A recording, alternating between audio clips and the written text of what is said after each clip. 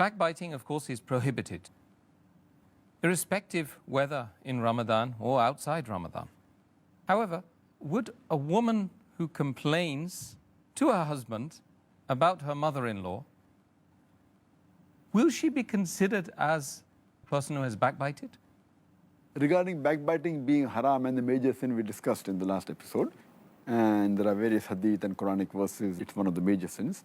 But as far as a wife complaining to the husband regarding the mother-in-law, but naturally she is speaking something about the mother-in-law, but the mother-in-law would not like anyone speaking about.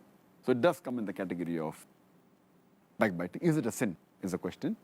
Such incidences where a person complains to someone and thinks and feels that once the complaint is given to the person, maybe there is a correction in action, like a wife complaining to the husband about the mother-in-law, or the wife complaining to the husband about a son, that he is doing so and so things which are wrong. So the husband will correct, being a father of the child. Or maybe one of the two brothers is going and complaining to the father that my brother did so and so thing which is wrong. It's speaking ill about him behind. But that is so that the father can correct the brother. So these things have been permitted. Because the main reason while doing this thing should not be to mock at someone or should not be to belittle anyone, but the main purpose should be that the person who the person is complaining about, there should be correction in act. And if you read the commentary of Imam an-Nawawi, as far as the hadith of Sahih Muslim, which we discussed in the last episode, hadith number 6265, in which the Prophet, peace be upon him, he said that, do you know what is backbiting? And the Sahaba said that the messenger knows the best. So the Prophet said that if someone speaks about another person behind the back which he would not like, that's called as backbiting. And the Sahaba asked, what if I'm speaking about the person is true? The Prophet said, then it will be called as backbiting. If it's false, it will be called as slandering. So based on this, the commentary of this hadith, according to Imam an-Nawawi, he said that backbiting, ghibat, in 6 conditions it's permitted. Number 1, he says that if something is told to a ruler of the land or to a judge, complaining against the act of another human being who has done wrong to the person. Maybe he's stolen some wealth from you, taken your property away, or done injustice to you. So if you go and complain to a ruler or to a judge against another human being, another Muslim, this is permitted because you want the wrong to be undone. So in such cases, ghibat is permitted.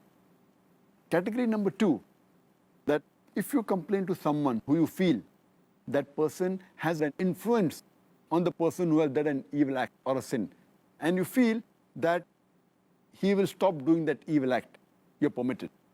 For example, if you know of a friend who's very close to the person who's done an evil act or done a sin, and if you tell him that your friend has done so and so thing, or is drinking alcohol, and you feel that he has an influence on the other person, and he can prevent him from doing the sin, it's permitted to ghibat.